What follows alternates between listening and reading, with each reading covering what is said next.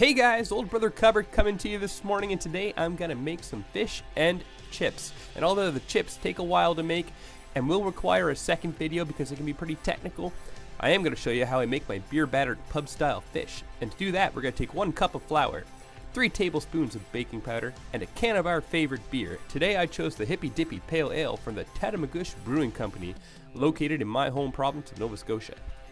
Then we're just going to mix that all up to form a batter. Notice my new colorful whisk that my wife picked out for me at the grocery store. She took a real whisk expecting me to like it, and it paid off. Anyways, once your batter is starting to thicken up a little bit, we're going to set it aside. By the way, you don't want a super thick batter, so if you notice that it's really thick, you might want to add a little more beer or some water to it to loosen it up a bit. Too thick and you'll have way too much batter on your fish. Next, we're going to take our fish and we're going to spread it out on a clean surface. And then we're just going to season it with salt and pepper. Season it nice and evenly on both sides. And then we also want to dredge it with flour. That means we're just going to give it a light dusting of flour. And the reason we're going to do that is because by doing that, when we dip it in our batter, the batter will stick to the fish nice and evenly all over. And that's what we want. We want a nice even batter on our fish. Alright, so there we go. We've seasoned our fish, we've added the flour, we're going to move that aside and move on to the next step. So we're going to take a baking sheet, some parchment paper on it, we're going to take our batter, and then we're going to just coat our fish. By the way, I had some scallops kicking around, so I decided for an appetizer, I was going to batter those and deep fry those too. Delicious.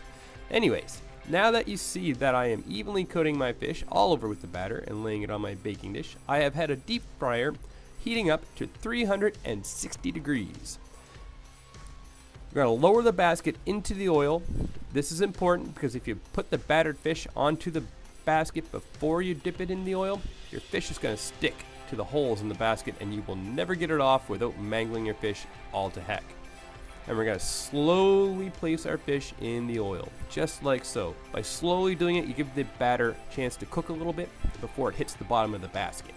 After 4 minutes, our fish is ready to come out, and it should look just like this. Golden brown, crispy, look, lifts right out of the basket.